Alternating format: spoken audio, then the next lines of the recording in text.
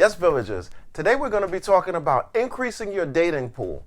Everybody wants to find that soulmate. This is how we do it. If you're interested, you're in the right place. If you're new to this village, welcome to our village.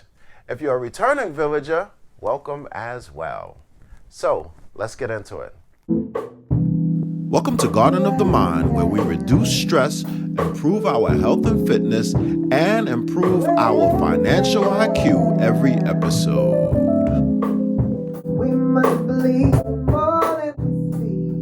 Dating can be such a complicated process. In order for you to find that Mr. Right or Mrs. Right, you got to kiss a lot of frogs. That's right, dating is a numbers game.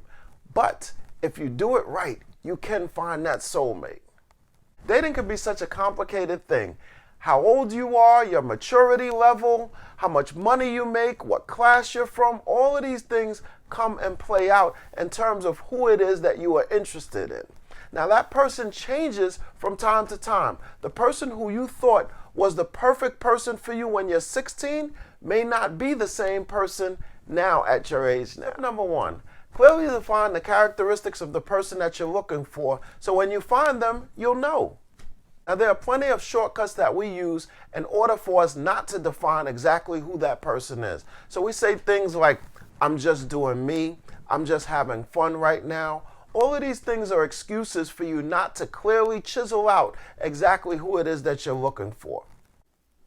Understand, there is no free lunch. Whatever type of relationship you're about to get into, there are going to be some consequences, there are going to be some trade-offs, there are going to be some rewards, and there's going to be some unpleasant things that happen. So make sure that you choose exactly what type of relationship that you are about to get into, and you know full well what the consequences are. Make sure you carefully screen the people who you're having fun with, because far too often do I hear of people who are just having fun and end up questioning the parental styles of people who they were just having fun with.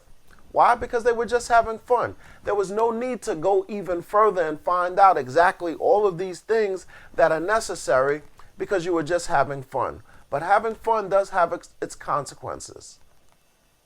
As best as you can, try to have fun with people who you can possibly see yourself with years down the line. Tip number 2. Go where the odds are in your favor. If you know exactly what it is that you want, it's easy for you to recognize that person when you find them. So if you are looking for a lawyer, go where the lawyers go. Go to seminars, go to different places, hangouts that the lawyers go to so that you can meet you a lawyer.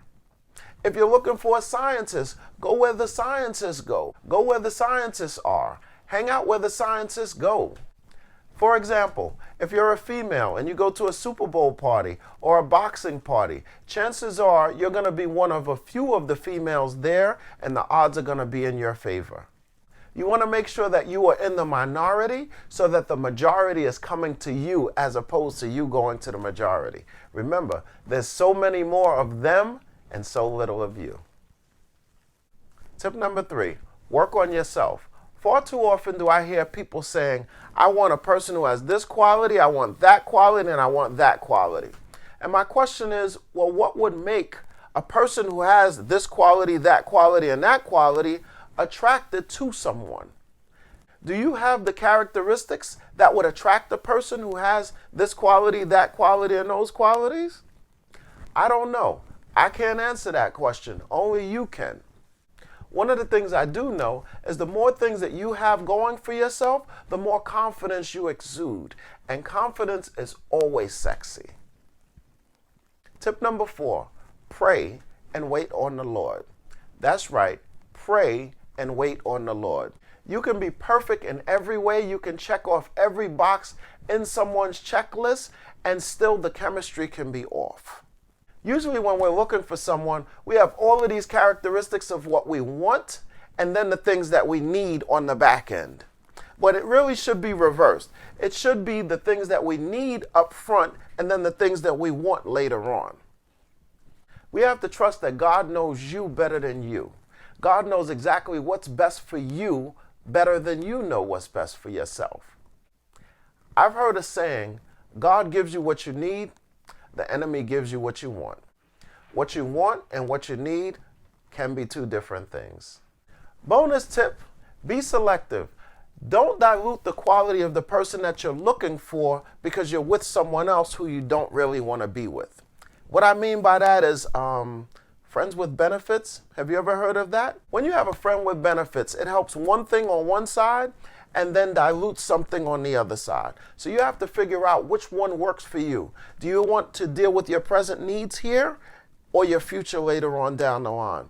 I believe that you have to make a choice, but you have to decide what's best for you. These are just best practices. There are no way a rule book. They're just guidelines to help you do things just a little bit better. But as I always say, if it works for you, then use it.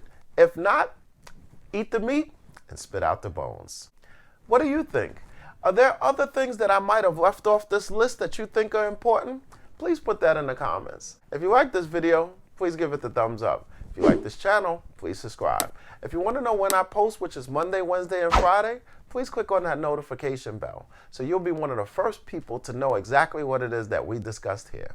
And remember, thoughts are actions, words have power, and actions have consequences. I'll see you for Wealthy Wednesdays where we'll be talking about dating broke people. Is that a good idea or a not so good idea? We'll find out then. See you soon.